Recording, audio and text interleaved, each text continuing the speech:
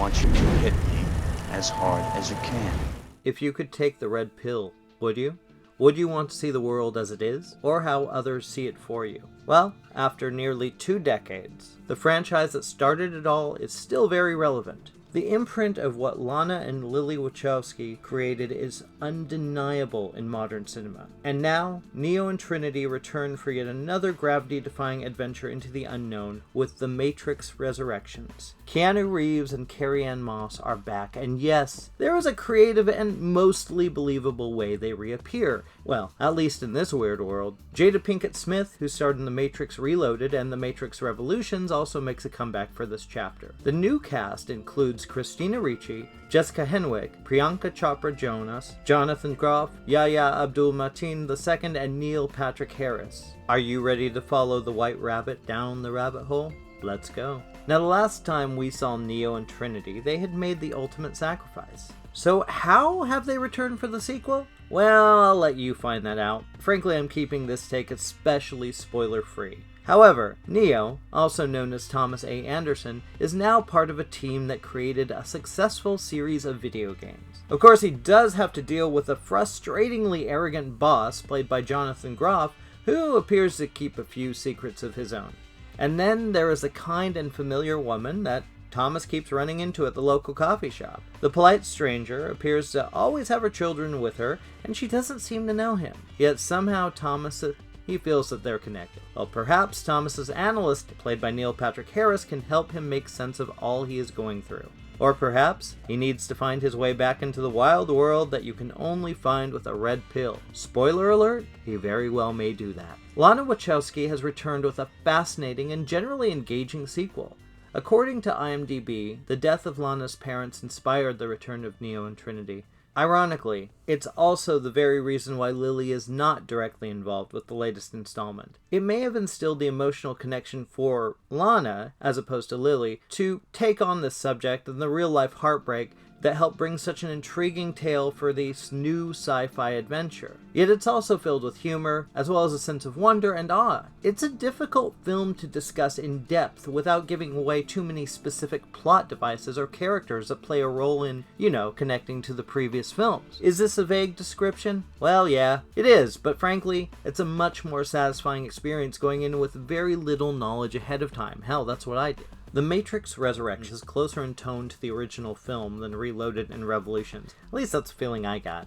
Even with the first act, you sense a bit of familiarity as we are introduced to, reconnect to this world. Perhaps at times, it nearly borders on overt nostalgia. Thankfully, it manages to find balance without going overboard on fan service. There is one joke in particular that is so blatantly obvious, yet it will deliver guffaws for most fans watching. I know it made me crack up. Even more importantly, both Reeves and Moss are still superb together.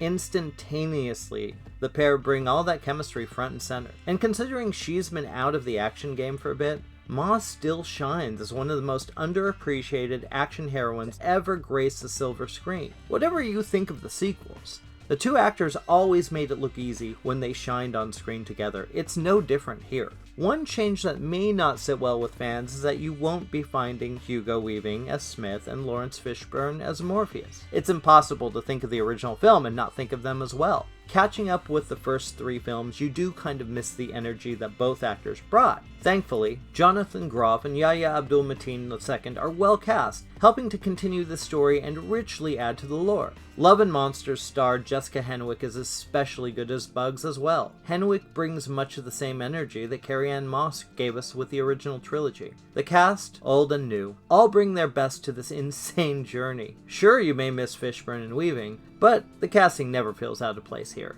In many ways, The Matrix Resurrections feels like exactly that. Kind of a resurrection of the first film. The action sequences are top-notch, but they may not always rise to the occasion as they did in, say, Reloaded. Come on, that freeway scene is still one of the best in the franchise. But there's enough there that's awesome. The humor is more in line with the original film as well, and in addition, the time that has passed offers an improvement on the visual effects, which is not at all surprising. Even the story feels slightly familiar to an extent, but that certainly doesn't just come up as like a simple reboot.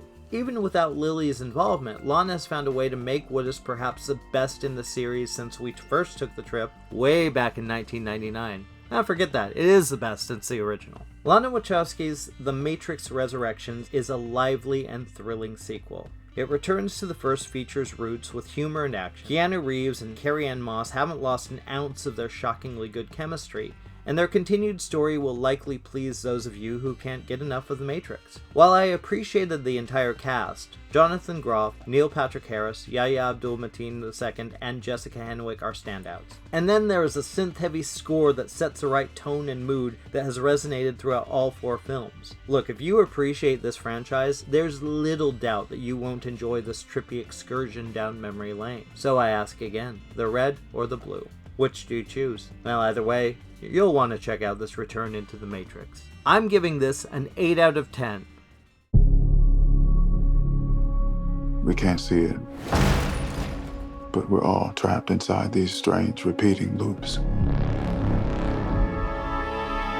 Billions of people just living out their lives, oblivious. But this is the moment for you to show us what is real.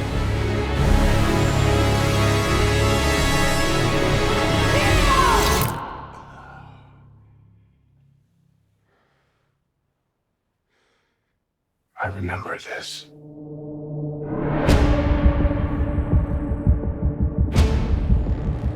So deja vu. And yet it's obviously all wrong. Maybe this isn't the story we think it is. They taught you good, made you believe their world was all you deserved. But some part of you knew that was a lie. Some part of you remembered what was real.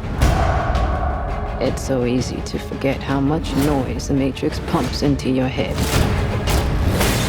Something else makes the same kind of noise. War.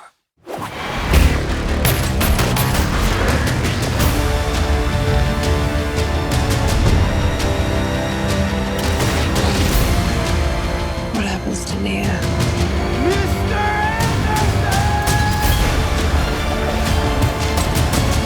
The most important choice in Neo's life. It's not his to make. She believed in me. It's my turn to believe in her. Part of me feels like I have been waiting my whole life for you. If you want to see Trinity again, fight for her!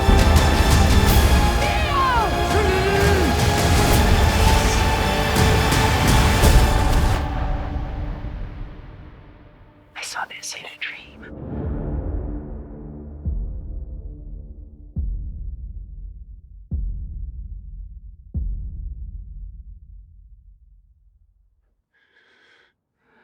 My dream ended here.